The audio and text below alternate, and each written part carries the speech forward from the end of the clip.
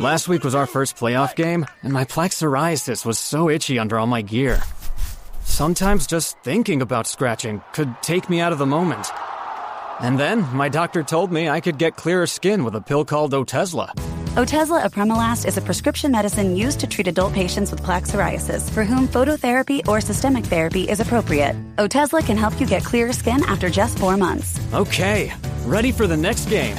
Talking to my doctor about a pill was a total game changer. Don't use Otezla if you're allergic to it. Get medical help right away if you have trouble breathing or swallowing, swelling of the face, lips, tongue, throat, or arms. Severe diarrhea, nausea or vomiting, depression, suicidal thoughts, or weight loss can happen. Tell your doctor if any of these occur and if you have a history of depression or suicidal thoughts.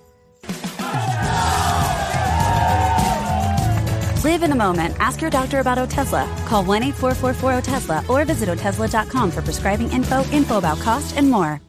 This is the Roger Stone Show on 77 WABC. A man who's gone through hell, but he's kept going, and he's smart, and he's strong, and people love him. Not everybody, but people love him and respect him. Roger Stone. Now, here's Roger Stone. And we're back on the Roger Stone Show here at 77 WABC Radio, 770 on the AM dial. Don't touch that dial.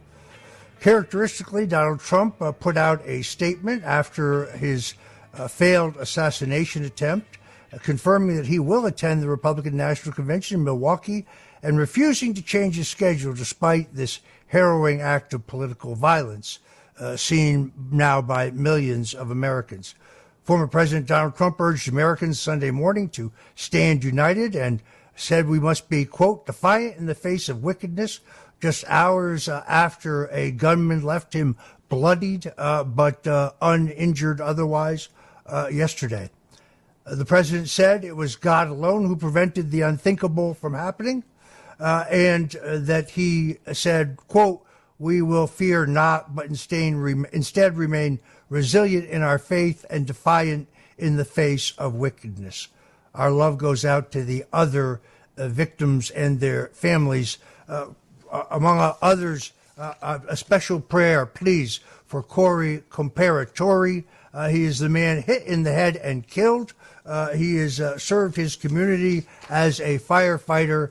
His name will get lost in this media shuffle, but we pray for him and his family. I have so many questions about the shooting. I've seen it fragmentary. Joining me now is one of the smartest men I know. Jovan Pulitzer is an inventor. He's an entrepreneur. He's a thinker. He's an analyst. And I saw his take on some of what happened earlier today on another program, and I asked him to step into the Roger Stone Show and talk to us about those horrific developments yesterday. Jovan, welcome to the Roger Stone Show. Thank you, Roger. I appreciate you having me. And yes, the world is watching, and we saw history happen before our eyes, and by just a millimeter grace of God, is President Trump still alive? It could have been so different. It just seems to me there are so many anomalies and irregularities and contradictions. My own sources have told me that the Trump detail has asked for additional manpower, additional funding for some time, and that those requests have been denied. You heard in the news break the Secret Service spokesman specifically denying that that's true. It's very hard to know what to believe. In my 2013 book, The Man Who Killed Kennedy, the case against LBJ, it was very clear that the Secret Service was complicit in Kennedy's assassination. The motorcade route, for example, a complete violation of the Secret Service manual of conduct. The presidential limousine is never supposed to come to a full stop, yet it came to a full stop in Dealey Plaza, had to take a hard right turn, thus allowing a gunman, I think multiple gunmen, to get off shots at John F. Kennedy. The buildings on both sides of the street were supposed to be cleared and sealed. They weren't. There was supposed to be a specific number of plainclothes Secret Service agents in the crowd. There weren't. There were supposed to be 6 motorcycle vehicles, 3 abreast, each side of the presidential limousine. There was 1 motorcycle officer, and he was ordered to ride behind the presidential limousine. The agents who were supposed to be on the bumper were ordered off the bumper. So I wonder, what do you make of the Secret Service's actions yesterday based on your early analysis? Well, I think, Roger, what you just outlined in history, we now have history repeating itself. See, in forensics, when you look at these things, sometimes you also have to look at the odd occurrences or coincidences. And that's just what you listed out with the assassination of JFK. Here's all these little random events that happened or got set into motion before. Well, if we did the same analysis, which is basically a particular type of risk analysis looking at things, you take all these coincidences and the things that led up to it, and if you were charting it on a piece of paper, you kind of start making a circle, right? And we start with the fact that our mail order maladministration, Biden, actually said, we need to put Trump right in the bullseye. And you just kind of go to Mayorkas, which is completely continuing denying Secret Service. And, of course, it was Representative Mike Waltz out of Florida that said that and confirmed that, and you put that in there. And then you look at the Democrats that tried to pass a new bill that said President Trump was no longer qualified for Secret Service detail because he broke the law. And then you start looking at, okay, where did this happen? We've got to look at the place of where it happened in geospatial terms. Happened in Pennsylvania. Pennsylvania, although Pennsylvania people love Trump, the Pennsylvania system is totally against Trump. And so you need a state that's going to kind of be friendly to help this happen. I would say Pennsylvania is one of those. And then you look at the fact that the detail on the ground, the Secret Service presence here was rather small compared to what it is normally. And it was relied upon for Pennsylvania police, stadies, et cetera. And that was directly in the hands of Shapiro, the governor. So we kind of put these on. And then we look at Shapiro, who basically, did by executive order recently that illegals can vote, did this motor vote or whatever. And you just keep on plotting these dots. And then you look at the area of how this was let out. And this is 125 yards from the largest tower in the area. There was a water tower off to the right.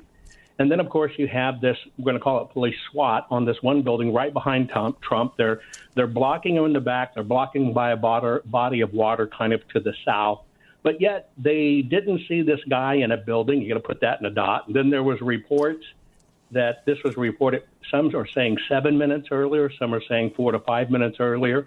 Let's just take a mean average there. There still wasn't a reply. Then you have nothing was responded to it. They should have got the president out of there. Then you have, now we know, a police officer actually went up the ladder, saw the shooter, and came back down the ladder because the shooter turned and pointed the rifle at him. To me, that's not an appropriate police response. And then you have how many people got all this clear evidence of a clear level shot. This was a headshot. And the fact that you have the sniper response team that's supposed to be protecting President Trump are watching the guy. Some say 7 minutes, most say over 3, and nobody thought that this was a risk and to take the shot. Now it's coming out that, well, they wouldn't give an approval. Now, I don't understand that, and we haven't confirmed that. Now, when you put all of these down in a circular circle, each little dot, any one of those things is a failure in the system that could lead to the president being killed, even like just watching this guy crawl up the building. But yet unanimously, all of them failed. And even Trump saying, even Biden saying, put him in the bullseye, that can take somebody who's unstable to do this. And that's when you've got just a huge amount of coincidental evidence. But when you have so many and it points to the same thing, what you get is the coincidences then in turn become the confirming evidence that something happened. And I believe very simply they allowed this to happen. And when I just watched this over and over and over, and I watched the response team and this guy pop up from his scope, it's like they knew it was coming and they wondered why hadn't he shot yet. And I believe we're going to find out a lot more. We're going to find out he took the shot, they wiped him out. But I think this goes very deep. But I think we not only need to look at the Secret Service and the Stadies and the police officers that were supposedly walking around the building. We need to hear from the one that went down, but we need to hear from Josh Shapiro, governor of Pennsylvania, because this falls squarely in his wheelhouse.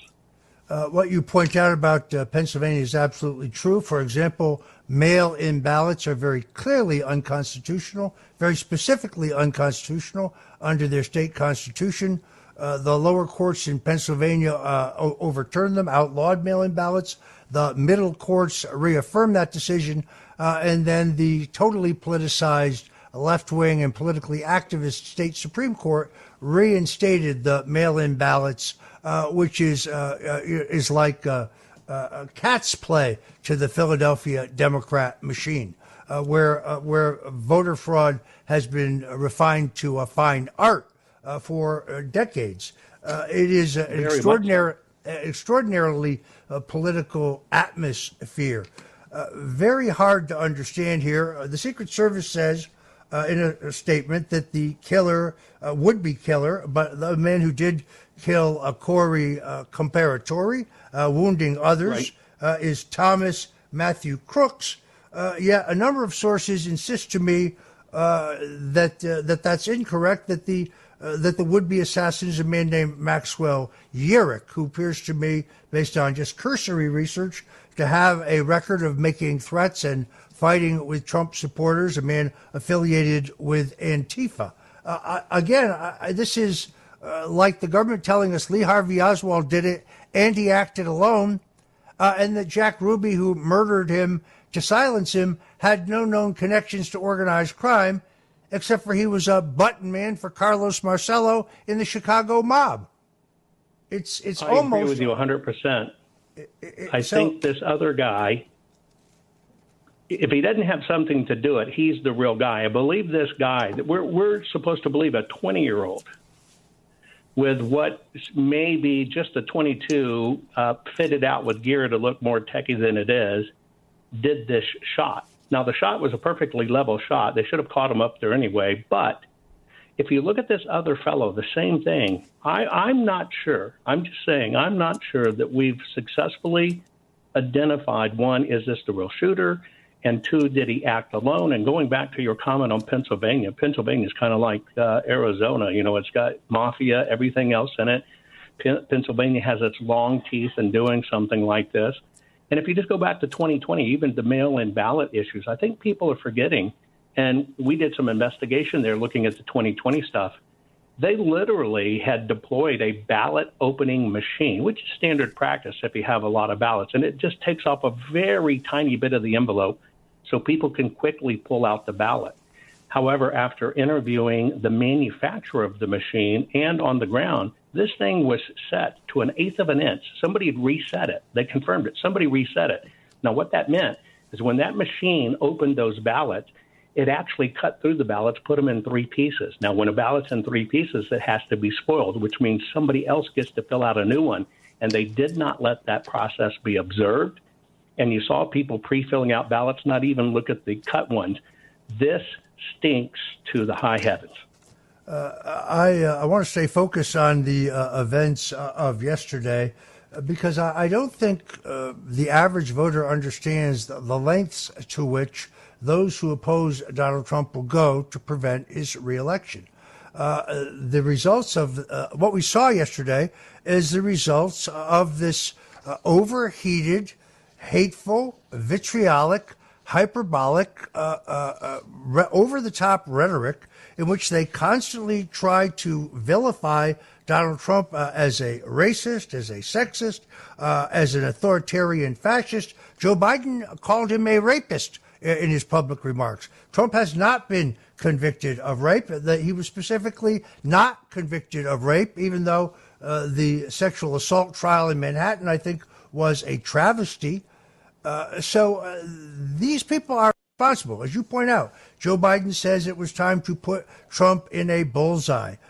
Jill Biden depicted him as evil. The talking heads at MSNBC preach this line of hatred, this line not just attacking Trump, but attracting anybody who supports him. That is what is responsible for what happened yesterday, this atmosphere of hate. And now people out saying Trump's assassination was staged. This was a staged event by Trump and his Confederates to win public support. That is outrageous, absolutely outrageous. Folks, if you're just tuning in, I'm talking to Jovan Pulitzer, inventor, entrepreneur, a thinker, a researcher, analyst, and dare I say, genius, right here on the Roger Stone Show.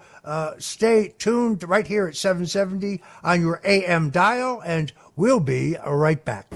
This is the Roger Stone Show on 77 WABC.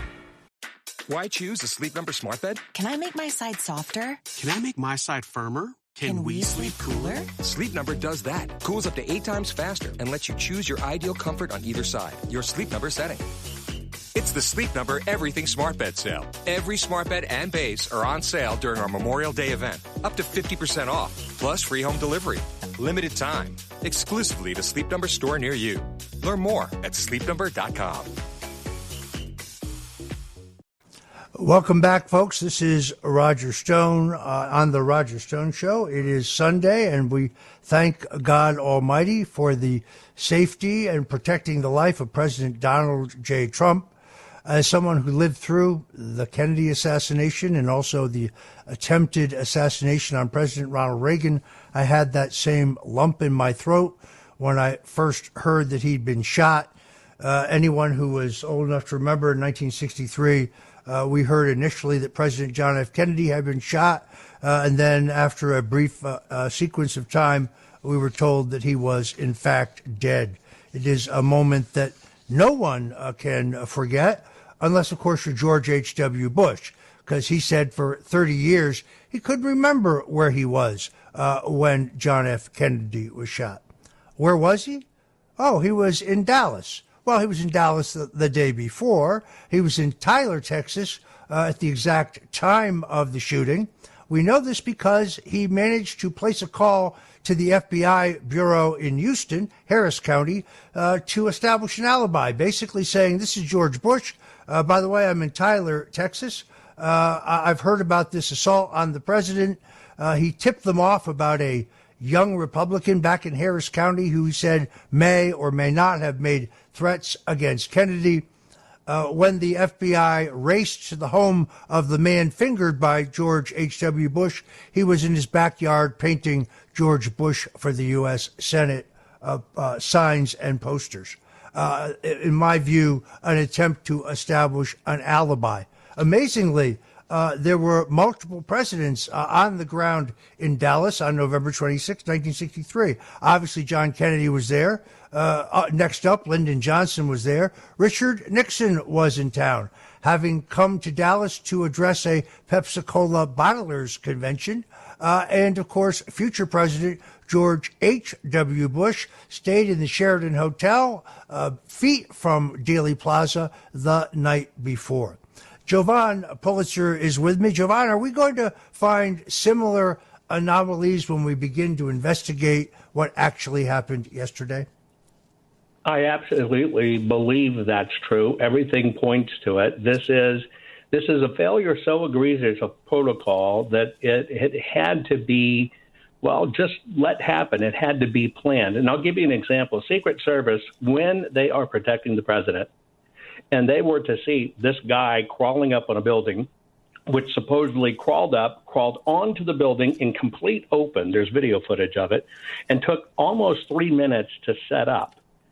Normal protocol would have been, he has a rifle, you know it, you take him out. You don't ask for a clearance. And I cannot figure out why there was even any type of stand down in it. Now, to be able to do that at that level and know that you have a former president of the United States, and more than likely the next president of the United States, that shot should have been taken. He had a shot caller and everything with him. They were in the sights for minutes. But you got to go back and look at how everything has been leading to this moment. It was only July 1st, that the Huffington Post ran an article stating the Supreme Court gives Joe Biden the legal okay to assassinate Donald Trump. And then you look at Alex Soros, who's taken over the helm from Daddy, on January 21st.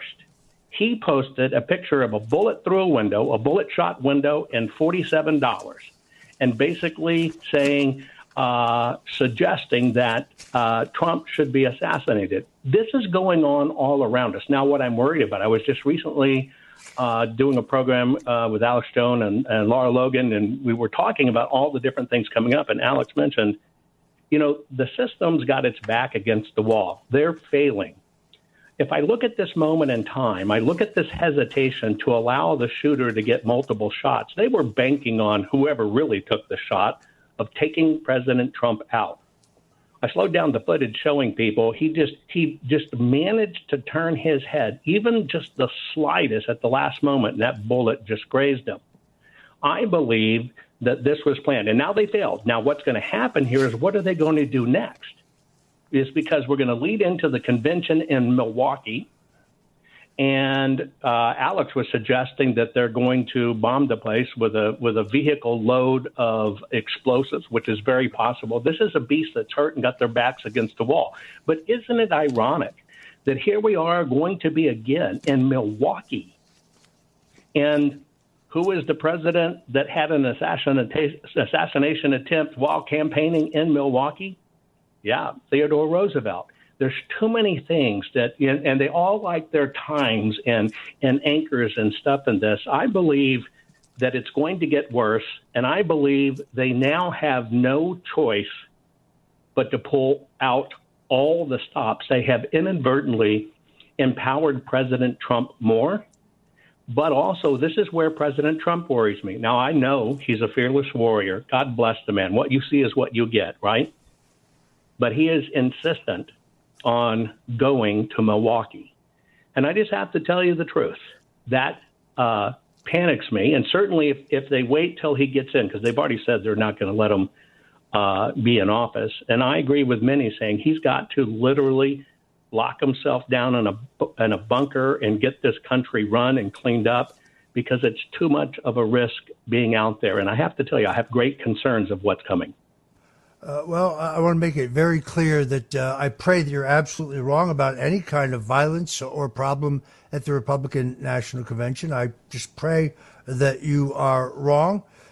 Secondarily, I would say, again, I make no assertions about who is and is not the shooter. I don't know. I'm only reporting, alternative reports that seem credible to me. I actually wonder whether we will ever really know. We're still arguing about the Kennedy assassination. The truth about the attempted Reagan assassination, as I have learned through my own research, has never been exposed to the American people. Will be soon in an upcoming book that I am toiling on.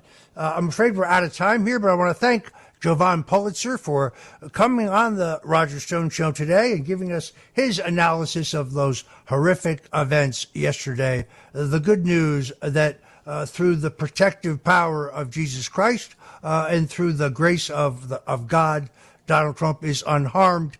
And folks, you couldn't keep him away from the Republican National Convention in Milwaukee with wild horses, as they say. Don't go away, folks. We'll be right back.